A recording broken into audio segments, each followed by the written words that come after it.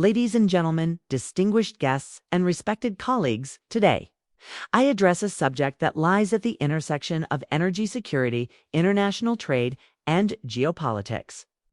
The world is witnessing an era of rapid realignment, where traditional alliances are tested and new partnerships are forged. Against this backdrop, Russia has announced that it possesses what it calls special mechanisms to ensure the continuous supply of oil to India, even amidst Western sanctions and global pressures. This declaration is more than an energy trade announcement. It is a message of strategic partnership. It reflects how nations adapt to global shifts, how economics meets politics, and how the energy lifeline remains at the heart of national interest. Energy is the lifeblood of modern economies.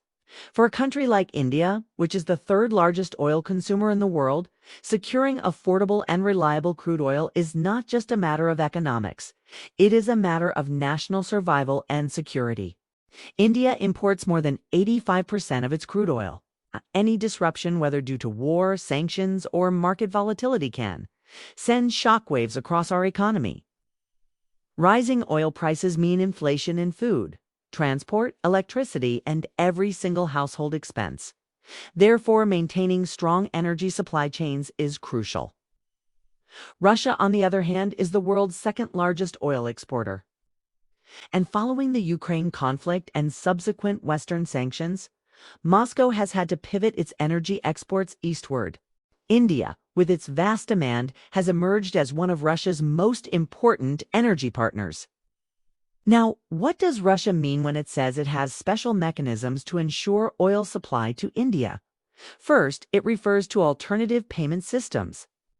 Since Western sanctions have restricted the use of US dollars and SWIFT-based banking for Russian oil sales, both nations are exploring rupee-ruble trade, third-country currencies, and even barter-style settlements. Second, it indicates the use of shadow fleets of tankers vessels, not bound by Western insurance companies or monitoring agencies. These tankers transport oil discreetly, ensuring uninterrupted supply despite sanctions. Third, Moscow has offered deep discounts on crude prices, making Russian oil highly attractive for Indian refiners. This is not just a short-term deal, but a long-term alignment of interests. Together, these mechanisms allow Russia to bypass Western restrictions while India secures its energy at affordable prices. For India, these special arrangements mean more than just cheap oil. They symbolize energy security. India gets steady supplies even in times of crisis. Economic advantage. Discounted oil helps India control inflation and strengthen its industries. Geopolitical autonomy. India demonstrates that it can act in its own national interest, independent of Western pressure. Stronger bilateral ties. This partnership cements India-Russia relations beyond defense and into energy security, trade, and investment. By standing firm on its decision to keep buying Russian oil, India sends a message: our energy security will not be compromised by external pressure. But this arrangement is not without challenges.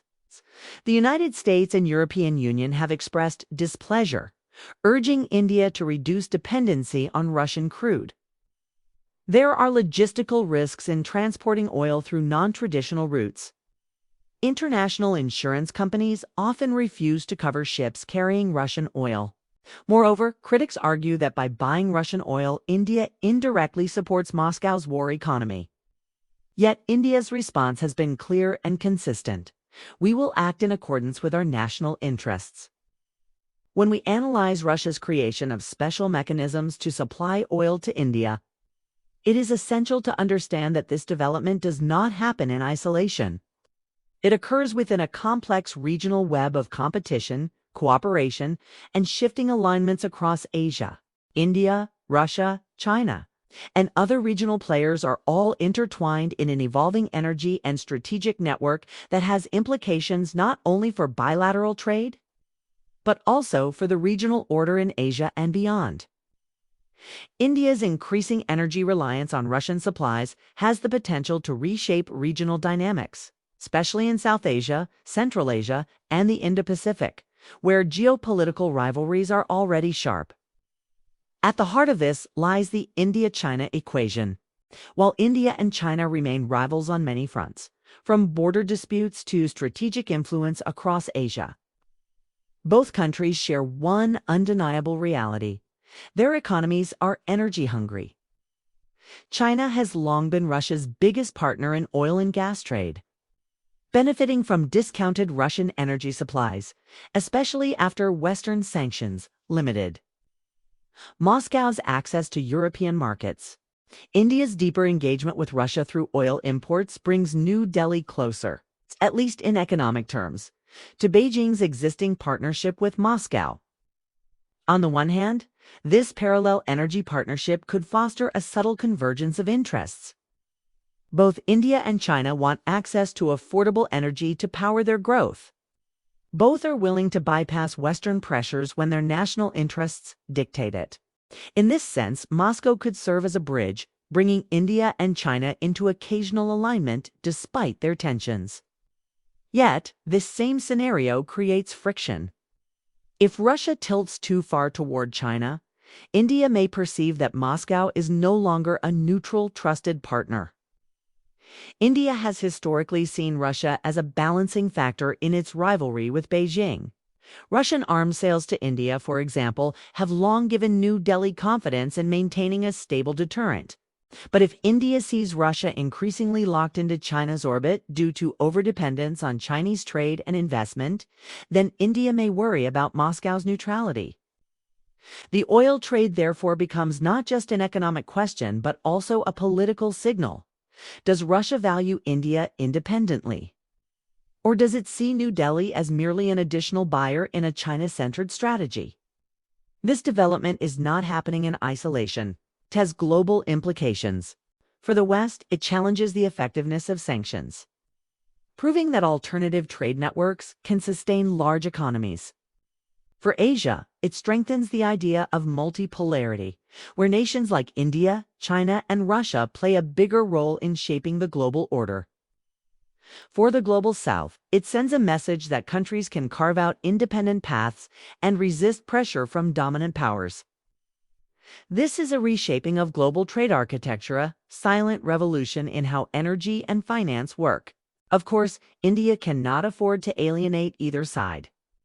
On one hand, it values its strategic partnership with the U.S. and your key partners for technology, defense, and investment. On the other, it relies on Russia for energy and defense supplies.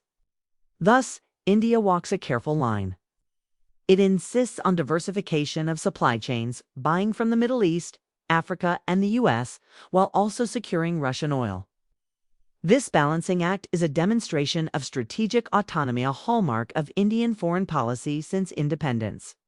In conclusion, the announcement that Russia has special mechanisms to ensure oil supply to India is not just about barrels of crude. It is about trust, resilience, and strategic foresight. India, as a rising global power, understands that energy security equals national security.